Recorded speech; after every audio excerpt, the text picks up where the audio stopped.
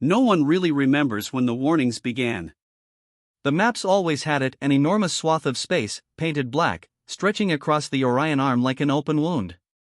The charts gave it a name, but no one dared speak it aloud: human space.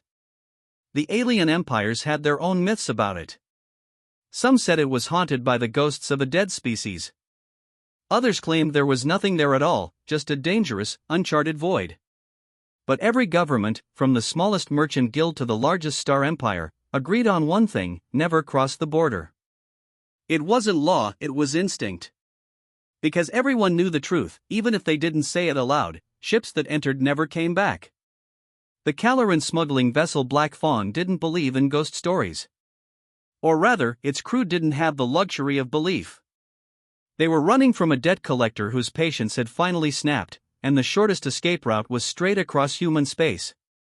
"This is a bad idea," grumbled Jorith, the ship's pilot, his 4 eyes flicking nervously over the NAV display. The border shimmered as a thin, red line across the holographic map. "The sensors say nothing's there, but the stories. Stories don't pay fuel costs," Captain THRYNN snapped, his mandibles clicking irritably. "The humans are gone. Have been for centuries. This is empty space.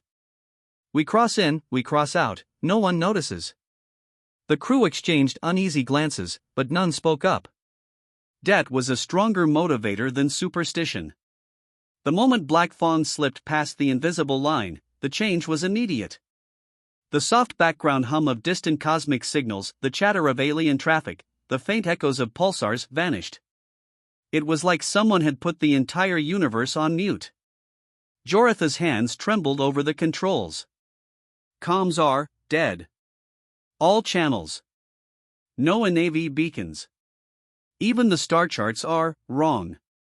THRYNN forced a laugh, though it came out too sharp. "Space is big. You lose signals. Keep moving." Hours passed. The darkness outside the viewport seemed thicker than it should have been, swallowing the light from distant stars. Then the sensors began picking up something strange: faint, rhythmic pulses, soft, slow, deliberate. "Like a heartbeat," whispered Vesa, the youngest crew member. It grew stronger. Closer. Then, without warning, space itself shifted. The stars ahead stretched and warped, as though some invisible hand was bending light. A shadow bloomed into existence, a shape so vast it made the Black Fawn feel like a drifting leaf beside an ocean liner. Joritha's voice cracked. "That's not a planet. It was a ship. A warship." Its hull was black as void, patterned with faint, glowing veins that pulsed in time with the heartbeat on their sensors. It had no visible engines, no heat signature, yet it moved, gliding effortlessly through the dark. The design was unlike anything in modern archives, but there was no mistaking it: this was human. A low vibration filled the Black Fawn, rattling every bolt in the ship. Not a weapon, at least, not yet. It was a transmission. The translation system flickered, processing the signal.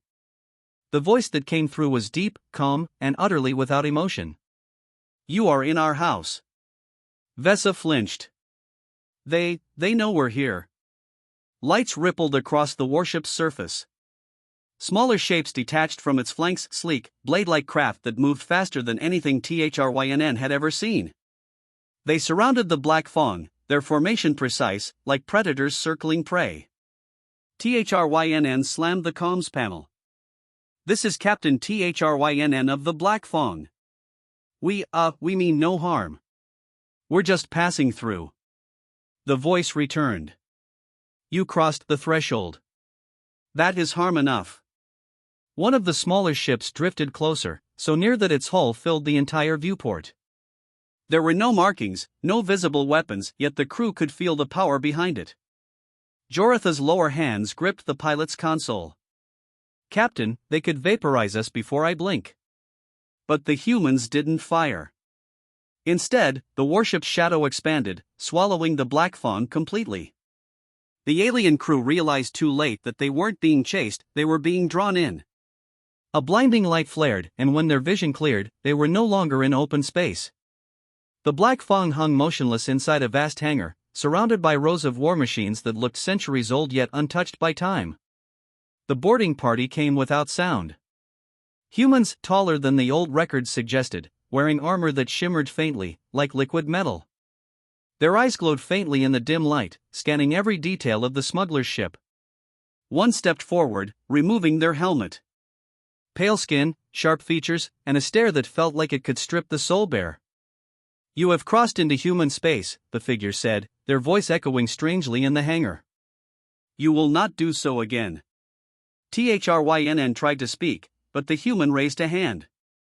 "We do not seek the galaxy. The galaxy will not seek us. This is how peace survives." The humans asked no questions. They didn't demand tribute or explanations. Instead, they escorted the crew back to their ship, guided them out of the hangar, and returned them to the void. When Black Fong re-entered normal space hours later, their systems came alive again, comms buzzing, and Navy charts restoring. But there was one last message waiting on their console, recorded in the same calm, unshakable voice. "Tell them what you saw. Tell them why they should never come here." The crew sat in silence, each replaying the memory of that massive, impossible warship. From that day on, the Black Fong never strayed near the border again. And in every smuggler's den, in every shadowed corner of the galaxy, the story spread like wildfire, proof that the warnings were true. Human space was not empty. It was watching. And it did not forgive trespass. 100 years ago, the galaxy learned a lesson it would never forget. The Grand Armada of the Soreth Empire, 700 warships strong, crossed the border into human space. They were confident, arrogant, certain they could claim the abandoned territory for themselves. But they never returned. Not a single ship. The only trace of them was a transmission, broadcast across every known frequency. It was a voice, deep, resonant, and speaking in hundreds of alien languages at once. "Do not return." No one ever did. For the next century, the border to human space became a sacred line on every star chart. A line no one dared cross. Merchant routes curved around it. Explorers went the long way. Governments passed quiet, unspoken laws forbidding entry. To the rest of the galaxy, human space was a graveyard, a silent warning to those who forgot the past. But desperation can make even the sanest minds reckless. The VYRK coalition was losing a war they could not win. Their fleets were in retreat, their colonies burning. And now, their fastest ship, the Veil Runner, was fleeing through the outer systems, pursued by enemy cruisers. Captain Aryan Vrynn stared at the star map. Every safe route was cut off. Every jump point blocked. Every option, except one. "Set course for the border," he said. The bridge fell silent. "Sir," his first officer whispered, "that's human space." Aryan didn't flinch. "Our pursuers won't follow." "Not there." The Veil Runner approached the invisible boundary at maximum speed. The pursuing cruisers kept closing in until the moment the VYRK ship crossed the threshold. Then, without warning, the enemy ships broke pursuit. They didn't slow down, didn't turn back, they simply vanished from sensors, as if they had never existed. The crew's relief was short-lived. Inside human space, the silence was suffocating. No calm chatter. No navigation beacons.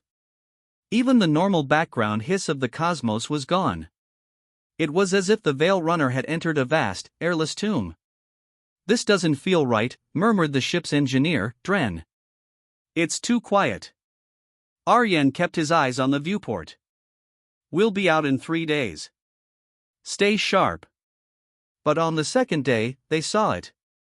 At first, it was only a flicker, a shadow against the dark. Then another. And another. Joreth, the navigator, frowned at the scanner. "I'm picking up movement. No heat signatures. No transponders. Just shapes." They were ships. Dozens of them.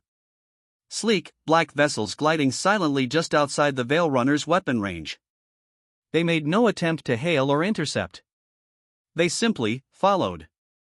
"They're pacing us," Dren whispered. That night cycle, the first crew member vanished. Lieutenant Sarah was seen entering her quarters. An hour later, her cabin was empty. No signs of struggle. No security alerts. She was simply gone. Then another disappeared. And another. Panic spread through the ship. The VYRK crew sealed their quarters, carried sidearms, and doubled patrols. But the vanishings continued, silent and unstoppable. By the time the Veil Runner neared the far border of human space, only half the crew remained. On the final day, the largest shadow yet appeared before them. It was not a ship. It was a fortress. A warship so colossal it eclipsed the stars, its black hull patterned with glowing silver lines. Its design was older than anything in the archives, yet perfect, untouched by age. For the first time, a human voice spoke. "You have trespassed." Aryan swallowed. "We were fleeing war. We meant no disrespect." The voice did not change. "You have crossed into our silence. You will leave it." The shadows closed in. Not to attack, but to guide. The black ships formed a perfect corridor, herding the Veil Runner toward the border. As they approached, Aryan saw the faces, human faces, watching from the viewports of the smaller ships. They were expressionless, calm, and utterly unafraid. When the Veil Runner finally crossed back into normal space, the human fleet did not follow. But one last transmission came through, carrying that same deep, unshakable voice. "You survived. Tell them why they should stay out." The Veil Runner limped back to VYRK space.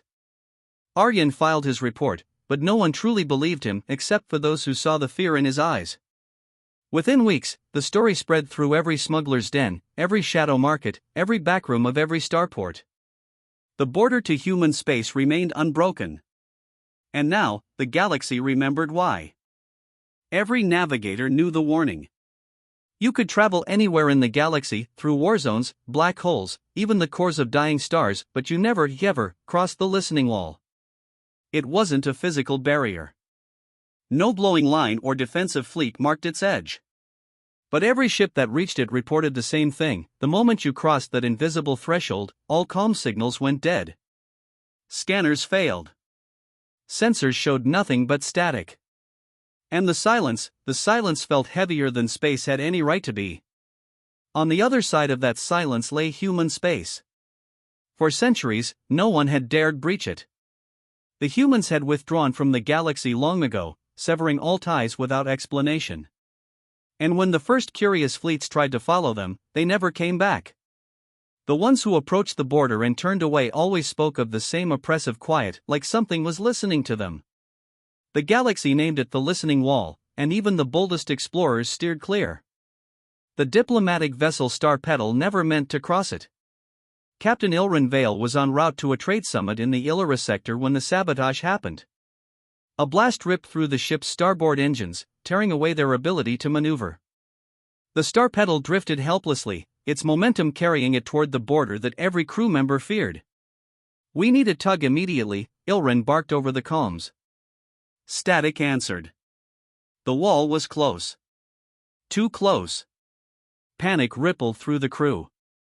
They scrambled to fire emergency thrusters, to change course, to do anything to avoid the fate everyone knew was coming. But it was too late. The Star Petal slipped past the invisible threshold. Instantly, every system on the ship flickered. Navigation died. Long-range comms went dark. Even the emergency beacon failed. Inside the bridge, the silence was deafening. Hours passed in the void. No ships appeared. No strange voices demanded their surrender. Just nothing. The crew's fear began to dull, replaced by a strange, nervous curiosity. Then the lights came on. Not on the Star Petal, in space. A massive orbital station bloomed out of the darkness ahead, its structure elegant and alien yet unmistakably purposeful. Long spires jutted into the void like the fingers of some ancient machine, each tipped with faint, pulsing lights. The Star Petal didn't move toward it. The station moved toward them. Before anyone could react, an invisible force gripped the ship. It wasn't a tractor beam, not exactly, but space itself seemed to bend, drawing the star pedal forward. In minutes, they were inside a colossal docking bay, surrounded by ships unlike anything in modern design. Humans stood waiting. They were familiar, and yet not. Taller than recorded averages. Sharper-eyed. The cut of their features carried an uncanny precision, as though they had been sculpted rather than born. They wore armor that shimmered like liquid light, and their movements were calm, controlled. One stepped forward, their voice carrying easily across the hangar without any visible amplifier. "You have crossed the listening wall." Ilrin straightened, forcing a diplomatic tone into their voice. "Our ship was sabotaged. We drifted. We meant no intrusion." The humans studied them for a long, unsettling moment. Then they said, "You are not the first to say this. But your survival depends on truth." Ilrin's crew were led from their ship through wide corridors lined with strange machines that hummed with a low, constant vibration. Every so often, they passed open chambers where other humans worked, monitoring vast displays of the galaxy, their eyes tracking patterns of light and movement that Ilrin could not understand. Finally, they were brought to a chamber filled with a holographic map of the Milky Way. The human guide touched the display, and whole sectors lit up in red. "These," they said, "are the places where the enemy will arrive." Ilrin frowned. "Enemy?" The human's eyes hardened. "From beyond the galaxy's edge. They are older than your kind, older than ours. We have been preparing for centuries." They explained that the listening wall was not a defense against intruders. It was a shield, a way to ensure that nothing from the outside disturbed their preparations. Humans had withdrawn from the galaxy not out of fear, but because they needed silence, and because they had no patience for distractions. "You must return," the human said, "and tell your leaders to remain behind their borders. When the time comes, we will cross yours. And you will know why." Before the crew could ask more, they were escorted back to the star pedal. Repairs had already been made. Systems were restored. The docking bay doors opened, revealing the dark expanse of human space once more. But before they left, the human leader pressed a small black cube into Ilrin's hands. "This will hum when the time is near," they said. The star pedal crossed the listening wall without resistance. Comms came alive instantly, navigation beacons reappearing as if they had never gone dark. When Ilrin activated the cube, it pulsed faintly like a heartbeat. Back in Illyra space, their report was met with disbelief. Governments scoffed. Military commanders dismissed it as a fabrication. But in the shadowed corners of starports and the quiet halls of diplomatic enclaves, the story began to spread. The humans were not gone. They were waiting. And one day, they would no longer be on the other side of the wall.